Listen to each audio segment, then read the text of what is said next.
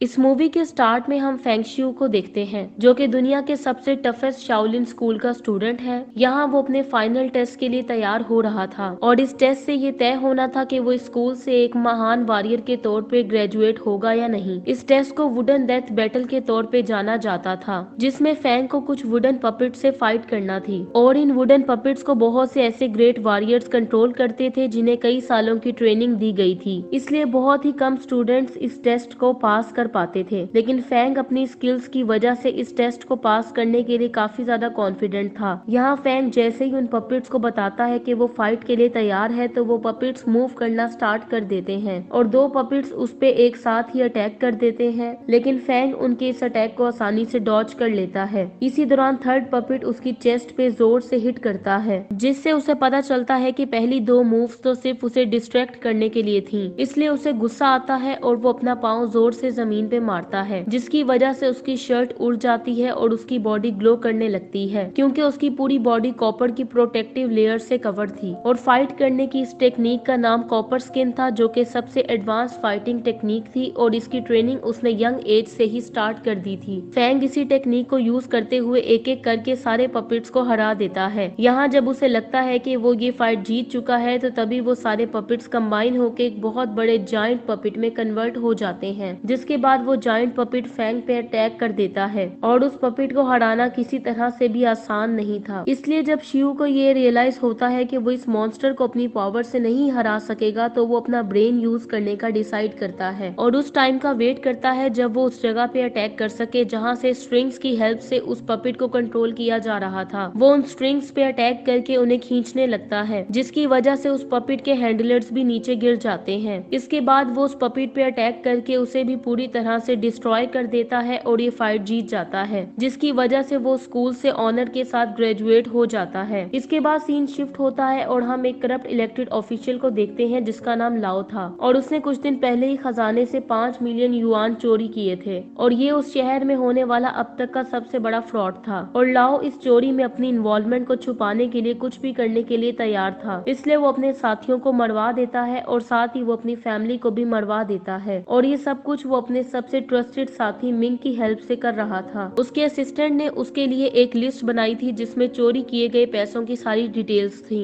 लेकिन वो लिस्ट कहीं गुम हो गई थी और इससे पहले कि वो लिस्ट ग्रेट एम्परर के हाथ लगती, वो उसे किसी भी कीमत पे हासिल करना चाहता था, क्योंकि इस चोरी में उसकी इन्वॉल्वमेंट अगर प्रूव हो गई तो उसे हर हाल में एग्जीक्यूट कर दिया जाएगा। दूसरी तरफ हम फैंग को देखते हैं, जो कि अपने होम टाउन पहुंच चुका था, जहां वो अपने बचपन के दोस्त हान से मिलता है, जो कि उसे देख के काफी ज्यादा खुश हो जाता है। यहाँ वो ये डिसाइड करते हैं कि वो फैंग के आने की बात उसकी माँ को नहीं बताएंगे, क्योंकि वो काफी ज्यादा स्ट्रिक्ट थी और उन्हें फन करने की परमिशन नहीं देती थी। उनकी एक दोस्त भी है जिसका नाम रोंग है और वो फैंग से प्यार करती है, लेकिन हान रोंग से प्यार करता है और ये लव ट्रायंगल उनके बीच काफी टाइम से चल रहा था। यहाँ जब वो दोनों रोंग से मिलने के लिए जा रहे थे, तो रास्ते में उन्हें इंसान की शक्ल में एक जायंट बीस्ट नजर आता है, जो कि एक आदमी को मार रहा था। उस जायंट बीस्ट का नाम बियर पॉ था और वो उस करप्ट लाओ के लिए ही काम करता था। फैंग उस आदमी को बचाता है और पॉ पे अटैक कर देता है। इसी दौरान वो दूसरा आदमी वहाँ से भाग जाता है और जब पॉ को ये एहसास होता है कि फैंग एक वॉरियर है और ये भी कि जिस आदमी को वो मारना चाहता है वो वहाँ से भाग गया है, तो इसलिए वो भी अपने घोड़े पे बैठ के वहाँ से भाग जाता है। फैंग भी उसका पीछा करने लगता है और मार्केट में पहुँच के उसे नीचे गिराने में कामयाब हो जाता है। अब इससे पहले कि उनमें दोबारा फाइट स्टार्ट होती, फैंग की मदर, जो कि खुद भी एक ट्रेंड फाइटर थी, वो भी वहाँ पे पहुँच जाती हैं। ये देख के पाव वहाँ से भागने में कामयाब हो जाता है और फैंग पकड़ा जाता है। फैंग की मदर उसे काफी ज्यादा डांटती है, क्योंकि उसने अपनी मदर से झूठ बोला था कि वो यहाँ 2 दिन बाद आएगा और उसकी मदर को ये पता था कि वो और ज्यादा प्रॉब्लम्स क्रिएट करने की प्लानिंग कर रहा है, इसलिए वो उसे हाउस अरेस्ट कर देती हैं। लेकिन फैंग एक ऐसा इंसान था जिसे किसी भी तरह से कंट्रोल नहीं किया जा सकता था, इसलिए जब उसे ये यकीन हो जाता है कि उसकी मदर घर पे नहीं है, तो वो फिर से वहाँ से भागने की कोशिश करता है। लेकिन तभी उसका सामना एक बहुत ही सुंदर लड़की से होता है जिसका नाम टिंग है। वो लड़की पहले तो उसे देख के बहुत ज्यादा डर जाती है, लेकिन जब वो उससे ये पूछने लगती है कि वो कौन है और यहाँ पे क्यों आया है, तो इसी दौरान उसे कुछ सोल्जर्स अपनी तरफ आते हुए दिखाई देते हैं, जिन्हें देख के वो फौरन से छुप जाती है। वो सोल्जर फैंग से बात करने लगते हैं और उससे पूछते हैं कि उसने किसी लड़की को तो यहाँ नहीं देखा, लेकिन फैंग यहाँ टिंग की हेल्प करता है और उन सोल्जर्स को दूसरी तरफ भेज देता है, जिसके जिसके बाद टिंग वहाँ से बाहर आ जाती है और फैंग को थैंक्स बोलती है। इसी दौरान हान और रोंग भी वहाँ पहुँच जाते हैं। रोंग यहाँ फैंग को टिंग के साथ देखती है तो उसे लगता है कि उनके बीच कुछ चल रहा है, जिसकी वजह से वो जेलस होने लगती है और वहाँ से चली जाती है। और इस मिसअंडरस्टैंडिंग को क्लियर करने के लिए फैंग टिंग का हाथ पकड़ता है और रोंग के पीछे जाने लगता है। जिसके बाद हम देखते हैं कि हान को मार्केट में एक आदमी एक स्केच दिखाता है और उससे उस आदमी के बारे में पूछने लगता है। हान को ये रियलाइज होता है कि वो स्केच तो रोंग के फादर का है, लेकिन वो इस बारे में उस स्ट्रेंजर को कुछ भी नहीं बताता। यहाँ उसे ये भी याद आता है कि वो स्ट्रेंजर एक काफी अमीर बिजनेसमैन टाइगर के लिए काम करता है, जिसका मतलब ये था कि टाइगर रोंग के फादर को ढूंढना चाहता है। इसलिए वो फौरन से रोंग के पास जाता है और उसे सारी बात बताता है। रोंग उसे इन्फॉर्म करने पर उसे थैंक्स बोलती है, लेकिन फिर वो ये सोचकर परेशान हो जाती है कि उसके फादर तो किसी दूसरे शहर गए हुए हैं। लेकिन फिर वो हान के सामने ऐसे जाहिर करती है कि जैसे सब कुछ ठीक है। अब हान के वहाँ से जाते ही वो उस लिस्ट को बाहर निकालती है जिसे वो करप्ट लाओ ढूंढ रहा था, और रोंग के फादर ही वो इंसान थे जिन्होंने उस लिस्ट को उठाया था और उसकी हेल्प से वो लाओ के रूल खत्म कर सकते थे। और इसी वजह से बहुत से सोल्जर्स रोंग और उसके फादर को ढूंढ रहे थे। अगली सुबह फैंग और टिंग रोंग के घर पहुंच जाते हैं, लेकिन उन्हें वहां हान मिलता है जो कि काफी ज्यादा परेशान लग रहा था। वो फैंग को बताता है कि रोंग तो कहीं गायब हो गई है और घर पे नहीं है। हान को लगता था कि रोंग को टाइगर ने किडनैप करवाया है, क्योंकि उसके लोग कल रात रोंग के फादर को ढूंढ रहे थे, जिसकी वजह से फैंग टाइम वेस्ट नहीं करता और टाइगर के पास जाने लगता है, जो कि मार्केट में मौजूद था और चैलेंज द क्राउड बैटल में लोगों से फाइट कर रहा था। फैंग फौरन से स्टेज पे पहुंच जाता है और उससे रोंग के बारे में पूछने लगता है, लेकिन टाइगर को कुछ भी पता नहीं होता कि वो क्या कह रहा है, जिसकी वजह से उनमें फाइट स्टार्ट हो जाती है और फैंग उसे बड़ी आसानी से हरा देता है। जिसके बाद वो ये देख के काफी सरप्राइज हो जाता है कि टाइगर अपनी हार पे हंसने लगा था और वो यहाँ फैंग को अपना दामाद डिक्लेयर कर देता है। और यहाँ उसे ये भी पता चलता है कि चैलेंज द क्राउड एक ऐसा कंपटीशन था जिसकी हेल्प से टाइगर अपनी बेटी के लिए हस्बैंड ढूंढ रहा था, जिसकी वजह से उसे ये रियलाइज होता है कि टाइगर को रोंग के बारे में पता नहीं था, इसलिए वो वहाँ से चला जाता है और उस क्राउड से भी भाग जाता है, इस होप के साथ कि उसे उस लड़की से शादी न करनी पड़े जिसे वो पसंद नहीं करता। नेक्स्ट सीन में हम देखते हैं कि वो लोग रोंग के घर में बैठे हुए थे और तभी वहाँ पे रोंग भी आ जाती है, जो कि उनको बताती है कि उसे किसी ने भी किडनैप नहीं किया था।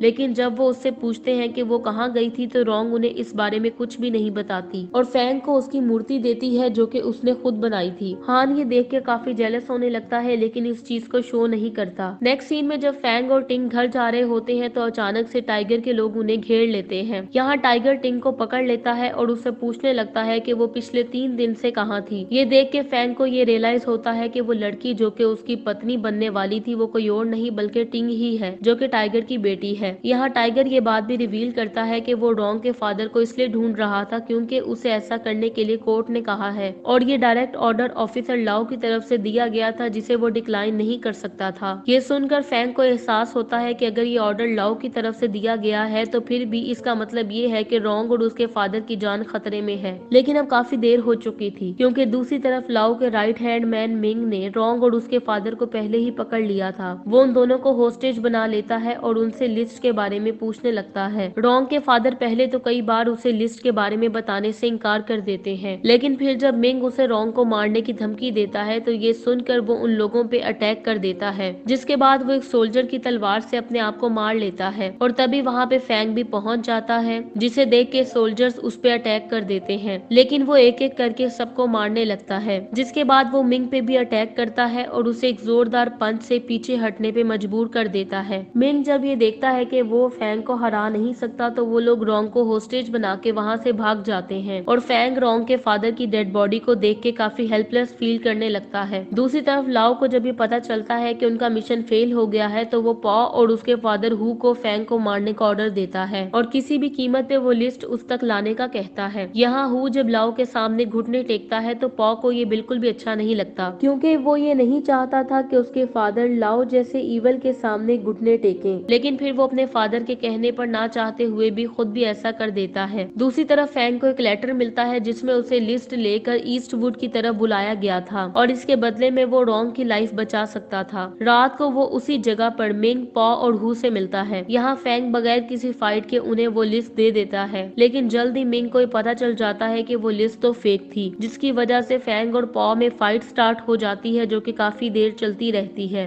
लेकिन उनमें से कोई एक भी दूसरे को हरा नहीं पा रहा था। ये देखकर हु फैंग पे जहरीला पाउडर फेंक देता है, जिसकी वजह से फैंग काफी ज्यादा वीक हो जाता है। अब मिंग पॉ को ऑर्डर देता है कि वो फैंग को मार दे, लेकिन पॉ उसके ऑर्डर को इग्नोर करके अपने फादर की हेल्प करने लगता है जिसे फैंग की मदर ने इंजर कर दिया था। इसलिए पॉ अपने फादर को लेके वहाँ से चला जाता है, जिसके बाद मिंग खुद ही फैंग को मारने का डिसाइड करता है। लेकिन इससे पहले कि वो फैंग को मारता तभी वहाँ पे टाइगर भी पहुँच जाता है और फैंग को बचा लेता है, जिसकी वजह से मिंग और उसके साथियों को वहाँ से भागना पड़ता है। नेक्स्ट सीन में हम देखते हैं कि फैंग को पॉइजन के असर से बचाने के लिए उसे हर्बल ट्रीटमेंट दिया जाता है। दूसरी तरफ हम लाओ को देखते हैं जो कि पॉ पे काफी ज्यादा गुस्सा कर रहा था, क्योंकि कल रात जो कुछ उसने किया था उसकी वजह से पॉ का मारा जाना जरूरी था। लेकिन पॉ को अपनी जान बचाने के लिए और उसे फैंग को मारने और अपने आप को प्रूफ करने का आखिरी मौका दिया जाता है, जिस पर पॉ एक नया प्लान बनाता है और अपने फादर को लाओ के पास ही छोड़ देता है। जिसके बाद लाओ पॉ के फादर को भी वार्निंग देता है कि इससे पहले कि उसका बेटा फिर से डिस्ट्रैक्ट हो, उसे इसके लिए कुछ करना चाहिए। दूसरी तरफ फैंग उसी मूर्ति को देख रहा था जो कि उसे रोंग ने गिफ्ट की थी। तभी वो एक्सीडेंटली एक बटन को प्रेस कर देता है और उसे पता चलता है कि वो लिस्ट उसके अंदर मौजूद थी। ये देख के वो काफी खुश हो जाता है क्योंकि अब वो रोंग को वापस ला सकता था, लेकिन इसका मतलब ये था कि लाओ करप्शन के चार्जेस से बच निकलेगा। इसी दौरान फैंग को पॉ का लेटर मिलता है, जिसे पढ़कर वो किसी को कुछ बताए बगैर वहाँ से चला जाता है। थोड़ी देर बाद एक फील्ड में उसका सामना पॉ से होता है जो कि उस पर अटैक कर देता है। अब क्योंकि पॉ की लाइफ पहले ही खतरे में थी, इसलिए वो फैंग को मारने की अपनी पूरी कोशिश करता है, लेकिन फैंग एक बार फिर से इस फाइट में डोमिनेट करने लगता है और पॉ को उठा के दूर फेंकता है। और अब एंड में फैंग उसके फेस पे एक डेडली पंच मारने ही वाला था, लेकिन फिर वो ऐसा नहीं करता क्योंकि उसे याद आता है कि कल रात पॉ के पास मौका था जब वो उसे मार सकता था, लेकिन उसने ऐसा नहीं किया था और आज फैंग ने उसे ना मार के हिसाब बराबर कर दिया था। नेक्स्ट सीन में हम देखते हैं कि पॉ जब घर पहुंचता है तो देखता है कि उसके फादर बेहोश पड़े थे और पॉइजन पॉट भी उनके हाथ में थी। ये देख के वो समझ जाता है कि लाओ ने उसकी वजह से उसके फादर को पनिश किया है और उसे मार दिया है, इसलिए वो काफी ज्यादा रोने लगता है। नेक्स्ट सीन में हम हान को देखते हैं जो कि लाओ के पास आता है और उसे रोंग को छोड़ने का कहता है और इसके बदले वो अपने साथ वो लिस्ट भी लाया था जो कि लाओ को चाहिए थी। तभी रोंग को वहाँ लाया जाता है जो कि काफी ज्यादा इंजर्ड थी और उसकी बॉडी पे बहुत से जख्मों के निशान भी थे, जिसका मतलब ये था कि प्रिजन में उस पे बहुत ज्यादा टॉर्चर भी किया गया था। यहाँ जब हान वो लिस्ट देने ही वाला था कि तभी वहाँ पे फैंग भी पहुंच जाता है और मिंग को जोर से पंच करके पीछे फेंकता है। इसी दौरान वहाँ उसकी मदर और टाइगर भी पहुंच जाते हैं जो कि लाओ के सोल्जर से फाइट करने लगते हैं, जबकि फैंग खुद लाओ से फाइट करने में बिजी था। लेकिन यहाँ जिंदगी में पहली बार उसे ये एहसास होता है कि उसका सामना अपने से बहुत ज्यादा स्ट्रॉन्ग ओपोनेंट से है और यहाँ वो फैंग की कॉपर प्रोटेक्टिव लेयर भी तोड़ देता है क्योंकि उसकी बोन्स आयरन से बनी थी। अब वो फैंग को मारने ही वाला था कि तभी रोंग वहाँ आके उसे बचाती है और लाओ के वार को अपने ऊपर ले लेती है, जिसकी वजह से वो मारी जाती है। ये देखकर हान को गुस्सा आता है और वो बदला लेने के लिए भागता है, लेकिन वो लाओ की पावर्स का मुकाबला नहीं कर पाता और वो उसे बड़ी बेरहमी से मार डालता है। इसी दौरान लाओ के लोग टाइगर और फैंग की मदर को भी होस्टेज बना लेते हैं, जिसके बाद लाओ अब फैंग को मारने के लिए तैयार था कि तभी वहाँ पे पॉ आ जाता है, जिसको लाओ पे काफी ज्यादा गुस्सा था क्योंकि उसने उसके फादर को मार दिया था। उन दोनों की फाइट की वजह से फैंग को मौका मिलता है और वो लिस्ट और अपने आप को बचाने लगता है। दूसरी तरफ लाओ पॉ को भी मार देता है। दूसरे दिन हम देखते हैं कि कुछ लोग उन लोगों के पोस्टर्स लगाते हैं जिन्हें एग्जीक्यूट किया जाना था, जिनमें टाइगर और फैंग की मदर भी शामिल थे, क्योंकि लाओ ने जानबूझकर उन्हें झूठे केस में फंसा दिया था और यहाँ उन्हें एग्जीक्यूट किया जाना था। अब उनको एक ही चीज बचा सकती थी और वो थी लिस्ट जिसे लाओ ढूंढ रहा था। उन दोनों की एग्जीक्यूशन को देखने के लिए कुछ लोग भी वहाँ पे जमा हुए थे। तभी वहाँ पे फैंग भी पहुँच जाता है और लाओ को सबके सामने एक फ्रॉड डिक्लेयर कर देता है और पास्ट में की गई लाओ की इलीगल चीजों के बारे में सबको बताने लगता है। ये सुनकर वहाँ मौजूद सभी लोग लाओ के खिलाफ हो जाते हैं और उसे हैंग करने की डिमांड करते हैं, जिसकी वजह से लाओ को गुस्सा आता है और वो अपनी आर्मी को उन लोगों को मारने के लिए भेज देता है। लेकिन यहाँ उन्हें पता चलता है कि उनमें से बहुत से लोग तो सिविलियंस थे ही नहीं बल्कि वो तो टाइगर के साथी थे। यहाँ उनमें एक जबरदस्त फाइट स्टार्ट हो जाती है, जिसकी वजह से फैंग की मदर और टाइगर टाइगर को मौका मिलता है और वो मिंग से फाइट करने लगते हैं, जबकि फैंग लाओ तक पहुंच के उस पर अटैक कर देता है। यहाँ फैंग अपनी मूव्स पे काफी ज्यादा कॉन्फिडेंट था, लेकिन उसकी पावर्स को अभी भी मैच नहीं कर पा रहा था। लेकिन फैंग यहाँ वही पपिट टेक्निक यूज करता है और एक लकड़ी से लाओ को डिस्ट्रैक्ट करता है, जो कि एक बड़ी लकड़ी से कनेक्टेड थी। वो सीधा जाके लाओ को लगती है और लाओ दूर जाके गिरता है। वो काफी ज्यादा इंजर्ड हो जाता है और आखिरकार हार जाता है। दूसरी तरफ लाओ के सभी लोग भी हार चुके थे। तभी वहाँ पे एम्परर शेंग भी आ जाता है। उसे वही लिस्ट दिखाई जाती है जिससे ये प्रूव हो जाता है कि लाओ करप्शन में इन्वॉल्व है, जिसकी वजह से लाओ को जेल में डाल दिया जाता है। इसी के साथ ये मूवी एंड हो जाती है। Thank you so much for watching.